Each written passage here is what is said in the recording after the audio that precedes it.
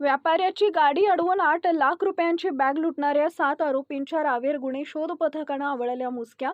बऱ्हाणपूर येथील मसाला व्यापारी दीपक सुरेश धर्माणी यांनी इतर शहरातील व्यापाऱ्यांना दिलेल्या मालाचे पैसे वसुलीसाठी सावदा फैजपूर रावेर इथं वसुलीसाठी गेलेले नोकर गौरव वाघ आणि तौफिक तेली हे 6 फेब्रुवारी रोजी परतत असताना खानापूर आरटीओ बॅरेल जवळ रात्री 9 वाजेच्या सुमारास 8 ते 9 इसमांनी त्यांची गाडी अडवून रोख रक्कम असलेली बॅग पळवल्यानं फिर्याद रावेर पोलीस ठाण्यात मालक दीपक धर्माणी यांनी दिली होती।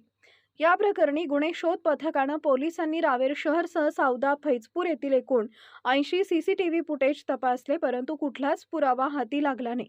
मात्र पोलीस निरीक्षक डॉक्टर विशाल जयस्वाल यांना गोपनीय माहिती मिळताच त्यांनी संशयित आरोपी फारूक शेख रईस, अल्लाह तलाह खान दाऊद खान उर्फ सोनू, शेख सईद शेख कादर उर्फ सुपडू, शेख समीर शेख कलीम उर्फ चिकू, राहिल खान दाऊद खान, रहमान खान अयूब खान उर्फ भुर्या, अक्रम खान इस्माईल खान सर्व राहणार बंडू चौक रावेर यांच्या मुसक्या आवळल्या असून त्यांनी मुख्य आरोपी शेख हसन शेख अफजल उर्फ हसन फावड्या राहणार रुस्तम चौक रावेर सोबत गुन्हा केल्याची कबुली दिली।